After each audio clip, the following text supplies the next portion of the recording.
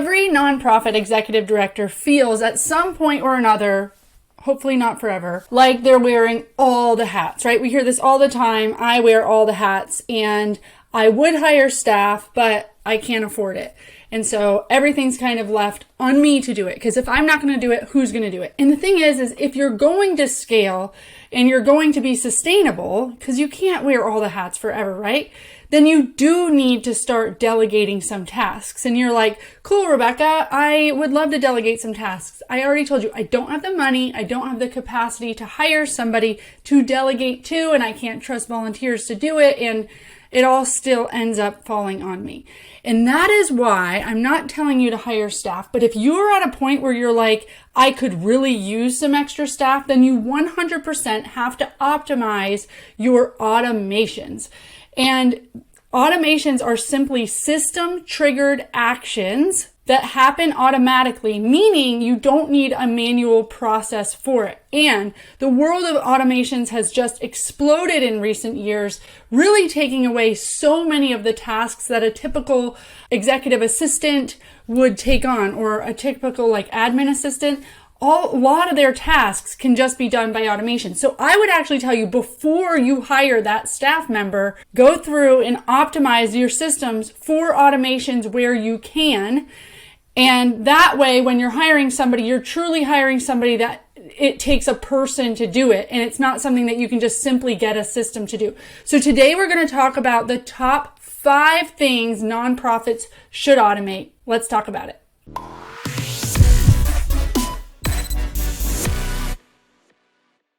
Welcome to episode 45 of the For Purpose Live Show, where I help you get clear, get focused, and be impactful by showing you how to step fully into the calling that you've been given without taking on that common narrative that nonprofits have to struggle. That's right. We can get you in your sweet spot using your talents and your strengths to serve this world simply by living for purpose, on purpose. I'm Rebecca Britt, your host, and today we are talking about automations, which are one of my most favorite things in the world because they can take a lot of time to build in the beginning, and it's like a big system that you get in place. And sometimes in automations, I'm like, oh my gosh, you have to think of everything, and this is a lot to do.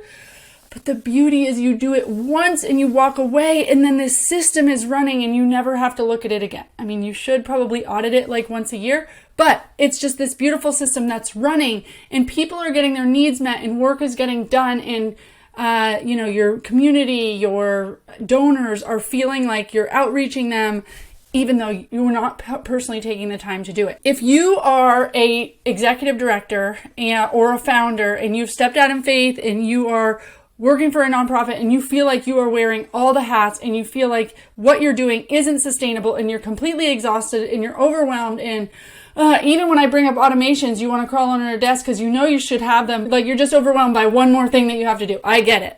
I get it. Please head on over to forpurposelive.com/secrets and check out my web class of how to run a thriving nonprofit without killing yourself, because I was there. I get what you're going through, and you don't need to live for a nonprofit. You can live for purpose, okay? And that means freeing yourself up to focus on what sets your heart on fire and forgetting the rest. So one way in which we do that is through automations. So let's talk about 5 things that you can do right now to automate and how you would do that and really what you would get from it, okay? So the very first automation that I would tell you about is definitely a welcome email sequence, or any email sequence for that matter. So what this is some people call it a drip campaign, but what it is when somebody joins your newsletter, they automatically get a sequence of emails over the next 6 weeks or 10 weeks or a couple weeks, however long you want to do it. As a nonprofit, you should really use this as awareness. So I have a program model, Stable Moments, which is developing life skills in foster and adopted youth for healthy transitions into adulthood. And it uses equine assisted learning. We do individualized plans of care for each kid. We have color-coded category life skills section. There are so many elements to this program that it is just very hard to articulate quickly to somebody coming to my website all the amazing benefits of the program, okay? And all the elements and how structured it really is. But what's great is all I need to do is entice them a little bit. Have them be like, oh, this is neat enough to get on our newsletter, get on our mailing list. And then I send a sequence of 10 emails breaking down the program. So, the first one might just be like, welcome, thank you for supporting us, stable moments, like a little bit of the history. The next one talks about our intake assessments, like how structured those are and why we do intake and why intake matters. Then our next one is about plans of care. Every kid gets a plan of care and what that does and how that helps mentors. And the next thing is color-coded activities. Okay, so they are like, wow, as they're getting this, they're realizing like you have taken a lot of time to develop all of the elements of a really cool model. And now you're spoon feeding them all the amazingness of your program. So all you have to do, like if you're like, I don't even know what to write in 10 welcome emails, you don't need to be like, donate, get involved, Like, yeah, those things are great. Talk about what you do, what your heart is, what your mission is. What's the problem? What's the solution? Why are you the solution? Why should people trust you to do it? What are some really beautiful stories that have come out of your programming? Okay. So you can easily they don't need to be long emails. Show your different programs that you have a quote from a person that went through that program, talk about your impact. And then yes, you can sprinkle in a couple how to get involved, like volunteer. You can sprinkle in some donate asks, but not everyone should be an ask. This really should just be awareness, and you are like starting the conversation. Like if you could sit down with somebody for an hour and tell them all the amazing stuff about your program and your organization, what would you tell them? Now take that into bite sizes and just make that 10 emails, okay? Now you get a welcome email sequence and you're like, but how do I do that? So a lot of the email providers out there actually offer this now. So, there's ActiveCampaign, there's MailChimp. You do need some mechanism for collecting email addresses and sending newsletters. So if you already are sending newsletters, check with the newsletter platform that you have and see if they have automations built in. Just Google, like say you have MailChimp drip campaign, and it will tell you how to set it up. If you have ActiveCampaign, you likely have automations going already, because that's what ActiveCampaign is literally for like tracking all of your audiences, and it's very sophisticated. But if you don't have something collecting email addresses, you need it yesterday, okay? And so you can go through, and I would just I Google everything. So just Google like top email providers for nonprofits and see what comes up, and then subscribe. If you have a website like Wix has this native. They actually they have a CRM. It's not great, but they collect email addresses, and then you can, for their like Ascend program, you can purchase automations. So let's talk about purchasing, because we're going to go through and I'm going to talk about, getting MailChimp or using Zapier, which is a way to create automations. You might be thinking like, oh gosh, I have to spend $200 here. Or I have to spend whatever it is, $49 a month. And that's a lot. It's not a lot. It's not a lot. I want you to think of all of these automation costs as removing needing for a staff. So you, I'm sure, have thought for a long time about how you would like an admin assistant or someone like that. Well, if you think that you are willing to pay an admin assistant, whatever, $20 an hour to write these emails or to schedule social media posts or to write written notes to your donors or whatever, just think about, you'd much rather pay $49.99 a month. You write all the content up front, but it just gets sent out and you don't need to pay somebody's salary to do that. So when you're looking at these costs, think about how much it will save you if you don't need to pay a staff member to do it. And if you can stop doing it. Like if your people are joining your newsletter and they are not hearing from you again until your next monthly newsletter, you really want to onboard them, welcome them. This is the door that they're coming through. The virtual door, which we have more and more of, like we have such an opportunity to tell them about our amazing cause because they've gone on and they have subscribed to the newsletter. So you should also, like if you take donations, those donations should be added to a newsletter. Like those email addresses should be added to a newsletter. So let's say you do donations through PayPal. You can make it, and Zapier is the integration I'm going to talk about. It's a platform that literally integrates all of these different things you have going on. So you can make it so when somebody makes a donation through PayPal, a zap happens through Zapier, and it zaps and adds that email address and that person to your MailChimp account so that it's automated. So if somebody goes through your website and places a donation, it's adding them automatically to your email provider. And then the email provider has another trigger that's saying, oh, we have a new person. Now we're going to send them a welcome sequence. And now they're getting 10 emails. Okay. What you can also do is make it a donor sequence. So rather than giving them a welcome sequence, or maybe, okay, let's say somebody goes on your website, they get the first 10 emails. One of those makes them donate. Then they donate, they become a donor. Now they automatically get subscribed to a donor drip where you are giving them like, thank you so much for the support. This is what your money supports. This is how impactful we've been. So now you're cultivating your donors and they're moving along this journey, this cultivation journey without ever talking to you, but they're getting your heart. They're understanding you and where you're coming from in your mission and how you're using their money and all of that. So you just have to write it once and they get all this communication from you. Then they get your normal newsletters and they get your normal end of year campaigns and they get to go to events or whatever that you have, but they feel onboarded and part of something. Okay. So the second automation I want to talk about is social media scheduling. If you are going on Facebook and using Business Suite and scheduling I guess if you just have Facebook and Instagram, that's fine.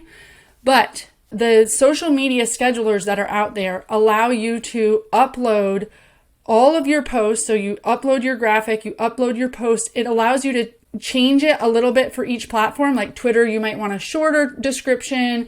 Instagram, you might want hashtags. Like it allows you to put it all in one post and then it blasts it out to all of the social media platforms. So if people do go to LinkedIn, if people do go to Twitter, if people do go to Instagram, at least you're not there. Okay. So it allows you to do it once. I have somebody on my team put a bunch of stuff in my scheduler and then they post it for approval. So I actually just have to go in and I just click approve to make sure that, everything that's going out fits my standard, but it is all in a scheduler ready to go. And we have a month's worth of content. So when those things are going out, it is not me doing that. That is something we planned a while ago and it's sitting there and it's ready to go. Okay. And it's really nice because it allows you to plan far out. I know May is Foster Care Awareness Month. So I'm going to want to do something for that. So I can I can start thinking about it now and load all my Foster Care Awareness Month posts in there. And then May comes around and, my kids are sick and I don't have time for anything. And I'm looking on Instagram and I'm like, oh, look at these great foster care awareness posts. I'm glad I did that. So social media scheduling is a huge one. So there's a bunch of companies out there. There's Promo Republic. There is Loomly. There's Hootsuite, Orca, Hey Orca. You can, again, I would say you're already on YouTube. So I would go to YouTube and just say best social media schedulers. Google it. And a lot of times they'll have comparisons where it's like Hootsuite versus Loomly. Just make a choice. Okay. Again, you're going to go, oh my gosh, this is $700 a year. If you think about how much staff time you're saving, $700 a year is nothing to make sure everything's scheduled. The biggest issue nonprofits have is they go ahead and they pull the trigger on one of these things and they pay the $700 and then they don't use it. They don't plan. They don't actually upload anything to it and it sits there. Okay. So if you are going to pull the trigger and pay for it, then at least make sure you get your money's worth and make sure that you use it. Okay. Set up your systems and processes to go in one day a month and upload the next month's worth of social posts. Okay. Or have a volunteer do that. It makes it easier if you have a volunteer do that by having a scheduling platform, which you can have things posted for approval, because volunteers may or may not know to use the language that you use or your brand tone or your voice or your colors or whatever. So it's nice to be able to approve those. Okay. So social media scheduling, definitely need those automated if you are a nonprofit. If you are spending 1 second of your time going in and posting in real time, no. Okay. Automation number 3, I am very excited about. So I feel like it's really, really important that people get a personal touch I like a personal touch, but I hate doing them. Like, I feel like the amount of time it takes to write a handwritten note and thank a donor and all of that, like, I get that it's a high priority, but I don't love doing it. With automations, you can actually do written notes. So there is a company called Handwritten. There's a lot of companies out there, send out cards, thanks.io, but Handwritten, it's spelled with a Y, I'll put it in the show notes, is nice because it integrates with Zapier. So literally, you can make a Zap that's like, when somebody places a donation, Handwritten sends a handwritten note. And so yes, like, you go in and you write what donors should get. You can even do values. So like, thank you so much for your $4,500 donation. Like, you can put in unique values so it feels like you're really talking to them, and, you know, put in their name. Thanks, Fred. Your $4,500 donation is going to help us, da da da da da. We love the support. Keep in touch, Rebecca, whatever. So you type out what you want. You can put your own stuff on it. Like, you can put a picture of your kids, or, you know, whatever your mission is. You can put a picture representing that. You can put your logo on the front, and it opens up. It's this beautiful handwritten card that is signed by you. You can put your signature in there. Okay. And once you write it once and you design the card once, maybe that's your donor card. Maybe your other card is when people come to an event.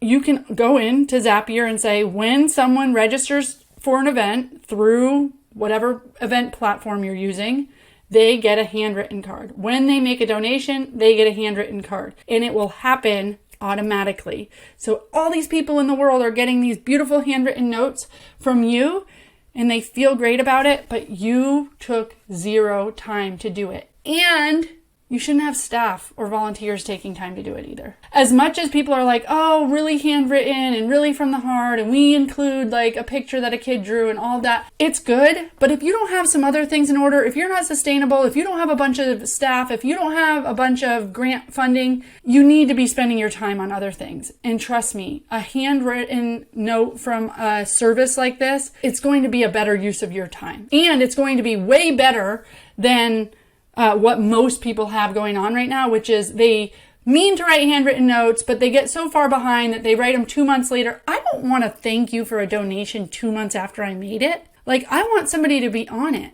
Okay. So if you're going to do these nice things that are like, because you believe they're nice to do, then you have to do them well. So handwritten notes, that is something great to automate, and I believe you should be doing that, all right? Automated tasks. So if you have any type of task management system, if you use Asana, if you use Trello, which all have free versions, Slack, you can automate things. So you can basically say, oh, when this happens in my Gmail account, it creates a task in Asana. So I use the free version of Asana.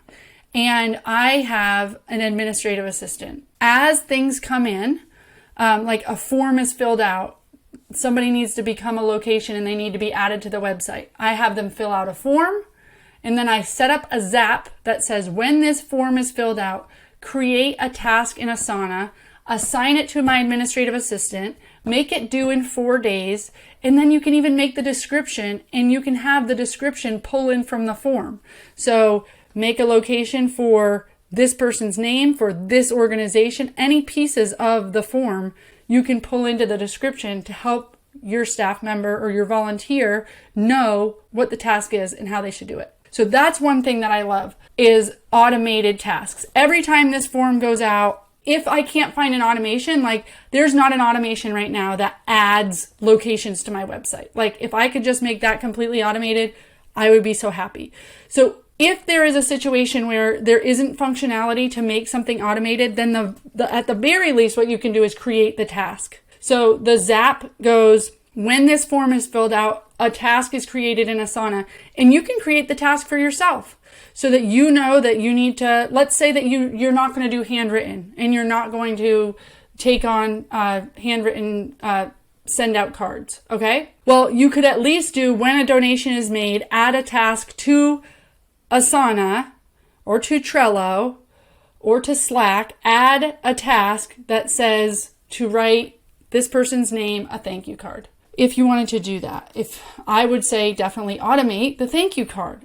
But for the things you can't automate, at least you could create a task. You could create a Google task for you to do it. So that you're starting to see your task list show up through the forms rather than like, oh, you get a form in, you see a form response, and then you have to like remember what to do. It doesn't formally go on any to-do list. So when I'm talking about forms, they might be forms from your website. They might be forms from a Google form. It might be a PayPal form. It might be any form that you have on your website that somebody had to enter information into. Those usually have Zapier integrations where you can say, now that that person has centered this form, I need you to do this with this platform. So I need you to send an email through Google. I need you to add a task. Okay. So tasks are an amazing way to make sure that you are keeping all of your to-do list in order. So the final thing is kind of advanced, but it's really like what you can start like to see. So I use Google Suite for mostly everything, mainly because it's free, okay? And it runs together really well. Like their suite of products run together really well. So Google has made it so that you can do a lot of things, integrations within their different products. So for data collection, let's say you want to send out a survey on how your services went. I do a pre and a post-test survey so I can compare if life skills have developed over the time they were in the program. But even if you just do a survey at the end that says, did this help you? How satisfied were you with this program? A survey that helps you evaluate your program. What's so nice about that is in the form, the Google form itself, you can actually have all the responses sent to a Google Sheet. So now you are seeing your responses in a different way and it's in a spreadsheet. And if you go one step further, you can use Google Data Studio, which is actually now called Looker Studio.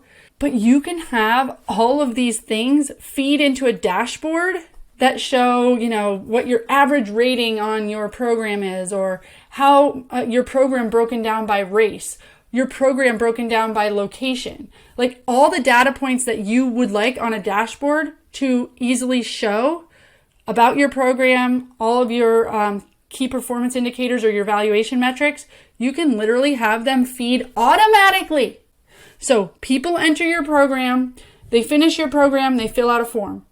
That goes directly to a Google Sheet, which goes directly to a Looker Data Studio, which literally just keeps this beautiful dashboard of like pie charts and different, you choose how you want it displayed for different data pieces. But you have this evergreen automated system running. So every single time somebody goes through one of your programs, they fill out this form, the form gets added to the sheet adds to the data on the dashboard.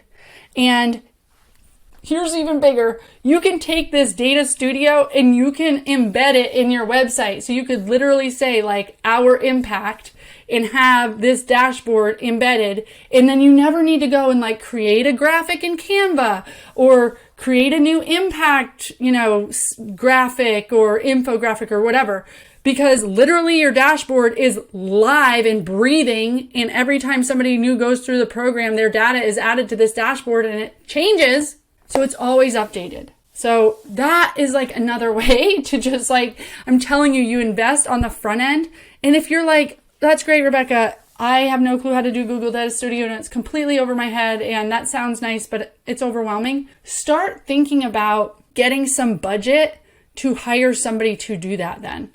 So even if you're like, I don't know how to set up automations, and it's over my head and I'm exhausted or whatever, you can go on Upwork and ask for somebody, an automations consultant, or ask for somebody to help you set up your automations for these systems. And it is worth it. Let's say they charge you $500 to set up all your stuff, or they do $25 an hour to set up some of these for you and to walk you through it. It is so worth it. Like imagine if every time somebody came and was added to your newsletter, they got a welcome sequence. Every time they gave a donation, they got a donor cultivation sequence automated. Imagine if all your social media was already scheduled. Imagine if everybody that was supposed to got a handwritten note from you. Imagine if every time you needed a task added to your to-do list, it was done without you needing to add it. And imagine you were able to collect data automatically that fed to a dashboard that you could have on your website. And all of that is zero effort from you after the first time. So as much as I say hire somebody, because you don't need to learn it all. Like I have learned a lot of stuff, but I'm getting to the point where it's like, I've learned enough. I don't want to learn some things, okay? Or at least I want somebody to really walk me through and show it. And so then get somebody that's really good at automations and make automations a priority and figure out how you can get somebody to mentor you through that or pay. Like go on Upwork. I mean, when I want just like a poster made, I want a flyer made, I want a form made, like you can go and get somebody for $25 to just do it. So start thinking about your time. What's the value of your time? What are you willing to spend money on or what are you willing to spend time on? And then if you could be doing other things, more mission critical things, maybe getting funding, focusing on the things that you are the only one that can do them, then it doesn't need to be all or nothing. I feel like nonprofits often are like, I have to wear all the hats because I can't hire a full-time staff for $40,000 a year. Okay, there's an in-between. There's getting somebody for $100 to do something. There's getting somebody, for $20 an hour to do something real quickly, okay? And then if you make a really good relationship with one of those people, then you can keep them on as just somebody that does some hourly work for you whenever you need it. And if you can afford that, then I would definitely, that's like starting your delegation journey, right? Okay? And one thing I would say about that is make sure they're the expert. My biggest complaint about consultants or contractors is when they go, sure, whatever you need. Yeah, we can do that. Sure. Yeah. No, if I am hiring you, it's because I don't know what I'm doing. So don't say whatever you want or whatever you need. I don't even know what I need. I want a contractor or an expert that's coming in and saying, you don't want to set up your automation like this. It would be even better if you set it up like this. And this is why we're doing it this way. It's the same thing. Like when I go to get my hair done and I sit down and they're like, so what did you want? I'm like, I don't know. I'm not a hairdresser. I have no clue how I should tell you to cut my hair. I would like some suggestions. I want you to tell me what would look good on me, okay? And that's why my hair looks like this, because I don't know what to tell them, okay? Let's recap. I hope you guys are jazzed up about automations. Like, I hope you are like, all right, we're doing automations. Make it a point by the end of 2023 that you are going to set up some of these automations. The world is changing. I mean, half of these things, the written notes, the email sequence, half of these things that I talked to you about, they have AI built in so that you can literally have them write the things for you. They can write the email sequence. They can write the social media posts. They can write the handwritten notes for you. So like, take advantage, okay? Work smarter, not harder. I want you to get your email sequences up and running, get a social media scheduler, get written notes, get automated tasks. Get some type of project management software so that you have a place to put tasks and have your volunteers start using that. I used to even tell my volunteers, like they'd come to me and like, hey, Rebecca, this really needs to get done. And I was not in a space and I would say, create a task and assign it to me. That's where I'll look at my tasks. Okay. And then finally you can do data collection. Okay. So if you're still like completely overwhelmed and wondering like, oh, this is so much, please go grab that Secrets web class where we tell you how to run a thriving nonprofit without killing yourself. You deserve to run your nonprofit and serve this world without feeling like always overwhelmed and maxed out and at capacity and burnt out, okay? We need you. We need you to not be burnt out. We need you to be able to show up and be energized and excited and feel like light to be able to serve this world, okay? So prioritize that. Go grab that. That's at forpurposelive.com/secrets. I would love it if you make sure to like and subscribe. I will be coming out with new episodes every week. And in the comments, let me know of the one automation that you are definitely going to get set up this year. And if there's an automation that you already use that like you love, or a service that you already use that has helped you big time, please drop it, because there's so many services out there. There's new ones every day, and you could really help somebody else as well. Thank you so much for your service to this world. Until next time.